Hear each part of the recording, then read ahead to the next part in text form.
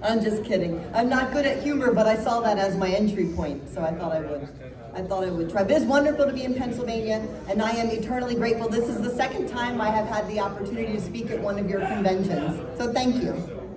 So I'm honored to be asked, but I'm not exactly cocktail party speaker material. I'm not great at humor, I'm not great at lightheartedness, but I'm going to try. So I tried to think of a lighthearted topic. And the last time I spoke at a Libertarian Party convention, I talked a little bit about how to mix your politics and religion, so I thought that would be a little heavy for tonight. We're gonna go with something else. So tonight I thought we're having fun. I'll go with something slightly less controversial. The premise of the talk tonight is that Libertarian Party desperately needs leadership, grit, and to better define how they're meeting success. So you know, something a little bit less controversial. Please clap. That is my best Jeb Bush impression. So the good news is that's already going on here in Pennsylvania. The good news is that libertarians are already doing work under Project Decentralized Revolution that offers an answer to the leadership gap. And that work is on Defend the Guard legislation. I am a Defend the Guard elitist, simply because I believe that libertarians are absolutely at their best when they are participating in anti-war causes. Would you believe that a team of anti-war leftists, libertarians of all factions, and liberty Republicans work together in harmony every day on something? It seems inconceivable, doesn't it? Except for I get to see it every day.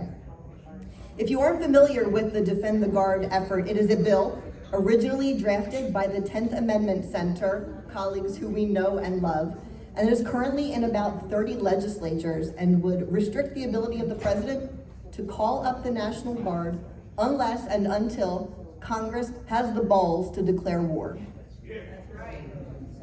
They haven't declared war since the 1940s, choosing instead to completely abdicate their responsibility to the executive branch and work off of half-hearted and aged AUMFs. It is passed in one chamber in each of 5 states, and I believe we are only sessions away from this passing fully in one state. So, a show of hands, who here has phone banked for Defend the Guard or participated in recruiting legislators to sponsor? Okay, first, you're my heroes, you're amazing. So while many other people are on X or fighting about bylaws, there are about 30 people across the country making this happen. The work itself is easy. Make a few calls, send a few emails, but the purpose, restoring constitutional balance and ensuring that our sons and daughters are not sent to war without a declaration from Congress, could not be more compelling. So our National Guard, as you well know, has a critical role to play in their home states, and we have been recently reminded about how important that role is when the National Guard units from Tennessee were deployed the day before the impact of Hurricane Helene on Tennessee. So in case you didn't know, here are a few things about your National Guard in Pennsylvania. In 2011, and you can let me know if you remember this, because I absolutely remember it, the remnants of Tropical Storm Lee caused widespread flooding across central and eastern Pennsylvania, leading to evacuations and devastation of many properties. I was directing the response in a place called Cecil County, Maryland, and saw firsthand and dealt with the devastated homeowners and businesses up and down the Susquehanna River. At that same time, your National Guard, airmen from the 171st Air Refueling Wing, were actively involved in enforcing a no-fly zone over Libya, not home serving the residents of Pennsylvania.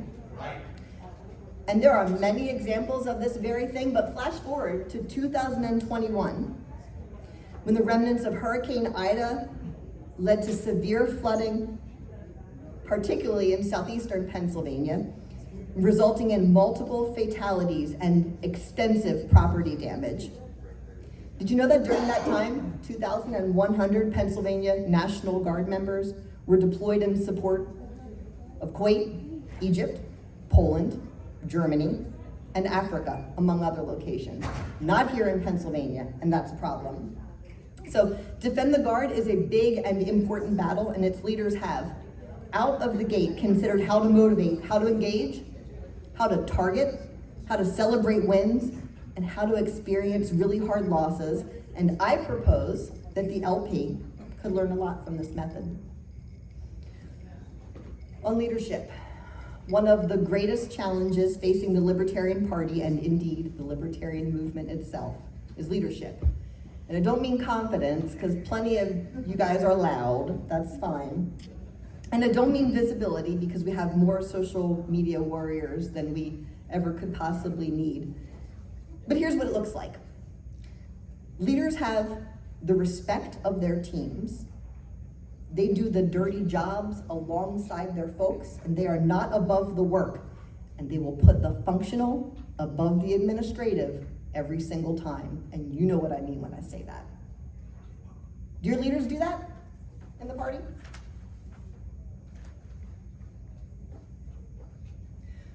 So perhaps you're wondering why Defend the Guard has been, in relative terms at least, very successful very quickly.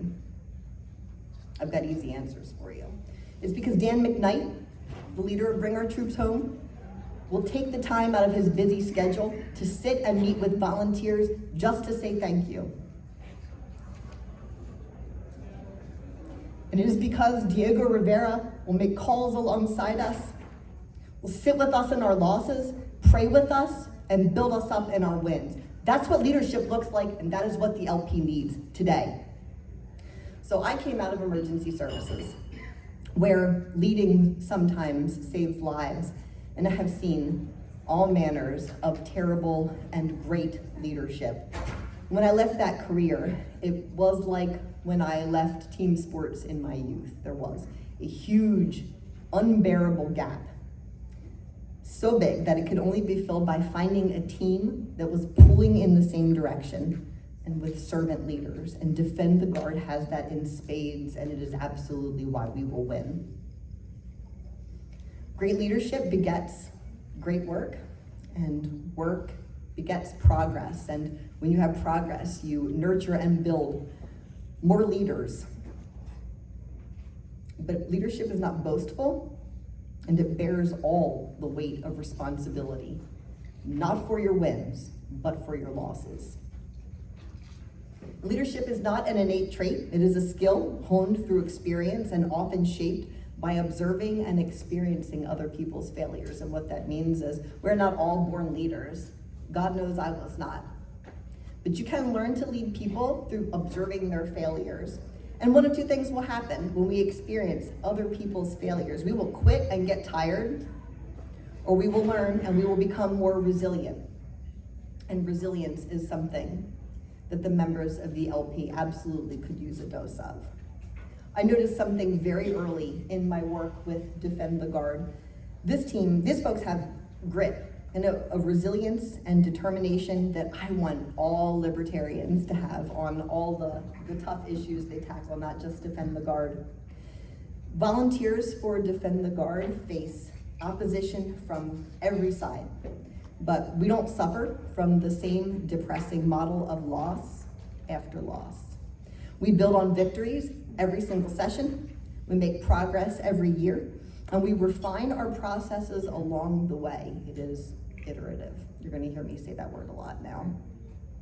Most importantly, again, we are learning through iteration, through the doing all the time, through relatively mundane tasks like making phone calls and sending emails. I know it's not sexy, it's not fun, right? But it has to be done. We're doing these things over and over again. And quite literally, these mundane tasks, these things that you and I think of as kind of boring and one-off, and maybe they don't need to be done because someone else will do them, will result in the biggest challenge to the military-industrial complex that we have seen in decades, if not ever. Yes.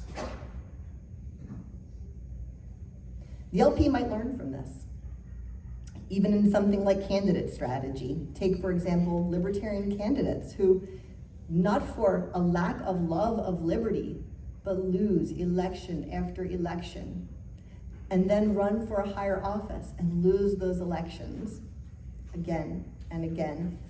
This is not an iterative process, that is the opposite. of an iterative process. It does not account for learning. It does not see that volunteers will burn out, that they will cease to believe. It is the stuff of unrealistic expectations that guts volunteers, and it causes tension in organizations and maintains a losing attitude. For Defend the Guard, though, our losses are our lenses. With each one, we gain perspective, determine new targets, and vow as a team, Alicia can tell you, that those people who vote to send National Guard members to forever wars without the backing of US Congress won't rest for long. And while our losses are our lenses, our enemies reflect our successes. In Montana, maybe you've heard a little bit about this if you've seen this on X. In Montana, generals have resorted to lying in testimony and dragging children to the State House into hearings to shame people who would support Defend the Guard. And Democrats have fallen prey to this ruse, taking the generals up on their free helicopter rides and their pomp and circumstance, and have agreed to continue to send your brothers and sisters, our sons and daughters, to endless war, send Americans to the slaughter. In Maryland, my home state, the Attorney General staffers and the Adjutant General's attachés who show up to hearings couldn't spell the word Constitution if they put their heads together. And our bill is being held up by an Attorney General, Anthony Brown, who quite literally, when in Congress, wrote the legislation to reform the AUMF process. He wrote in his own hand that Congress must declare war, but for politics and because war is profitable, has changed his stance and continues to let Congress off the hook. He will not let them have a hearing on this in Maryland. So the volunteers that are the backbone of the effort are more persistent and demonstrate more grit and determination than any team I have ever worked with. But grit is iterative, and so we don't set people up for failure with, we're going to pass it this year. You're never gonna hear us say that. And to a Defend the Guard volunteer, that sounds a lot like a world set free in our lifetime. These are lies when they're said. They're lies to detract from boring, repetitive, sometimes mundane nature of work that is slowly and precisely dismantling the warfare state over generations. They're lies that degrade trust and faith in an organization, and these lies, that these lies ever get told, implicate the leaders who state them. A world set free in our lifetime, imagine. Leadership tells the truth, and the truth, because it is sometimes hard to hear, it bears grit, it nurtures other leaders. Because here's the thing, sustainable change is slow and it is grueling. Capable leaders know this, and they frame targets accordingly, and that's what we are seeing in the Defend the Guard effort. Grit is built over time. It does not bend to the modern mindset of immediate gratification. But what this calculation means is excellent news. It means that if we define reasonable goals, and if we get better over time through what we do, through an iterative and learning process, we are bound to win. There is no other way. And you guys have seen this, so all too often, we measure success in public recognition, in headlines, in viral moments, in grand gestures that signal some influence that we have. But the real change, lasting change, happens in the shadows of history, in the quiet and relentless work of people like you, who refuse to quit and who refuse to give up.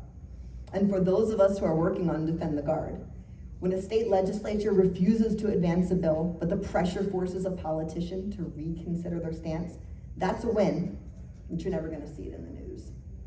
When an independent-minded National Guardsman questions an illegal deployment because of the work we've done, that's a win, but you're never gonna hear about it. Every hearing, every testimony, every vote we use as a learning opportunity, and the LP should model this. And I think what I'm saying to you is that maybe no one will ever know your name. And that doesn't matter. Now, your colleagues will remember you for the legacy that you helped them build, just as I recall the hard work of people like Alicia, who sits among you, and you probably don't know this, but she makes more calls for Defend the Guard than anyone else in this country.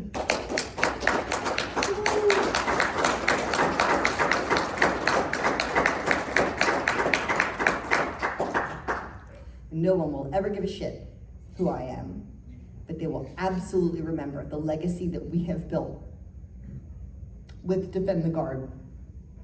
Just as I will, for the rest of my life, remember the hard work of folks like Michelle and Mark and Gretchen and Rin and Zach and Liam and Lee and Christine and Tim and Scott and Dennis, and of course Diego and Dan. People will remember the thing that you built, and that's what matters. You might not want to hear this, but a thing that nationalists often get right, that libertarians do not, is that there are works of transcendental importance which should compel you to maybe cast aside your individualism for just a minute and work on something that is much more important than yourself. I place doing battle with the military-industrial complex as one of those greater aspirations, and I promise you that that is why Defend the Guard is working. The LP needs a revolution of sorts in how it is led, how it builds capacity and resilience, and how it sets attainable goals. And because the fight is long on so many fronts, like Defend the Guard and medical freedom and demilitarizing the police state, it requires leaders that are in the trenches. And the model of Defend the Guard, the iterative learning process and servant leadership process that has been handed down to us by Bring Our Troops Home, provides a glimpse into this, so those of us who are working in that have a little bit of a leg up. There is much at stake to not consider the improvements I've laid out for you tonight. The Libertarian Party must desperately seek out leaders who will get in the trenches with their people and who mean what they say. That the Libertarian Party could stand for a dose of grit and resilience, but they deserve wins. We're seeing those wins through Defend the Guard. And so tonight, if you're not involved, and that's okay, but if you are compelled by the story I have told you about what it is like to actually do battle with generals face to face, what it is like to have to stand before them as they drag children into hearings, and you are compelled by that, and you think you might like to do a little battle with the military-industrial complex, well, I'd love to talk to you tonight, and so would Alicia. I'm grateful for your time. I'm so grateful that you would invite me back to Pennsylvania, and I hope tonight you found something of value, and I hope you have an opportunity to get involved with Defend the Guard. Thank you so much.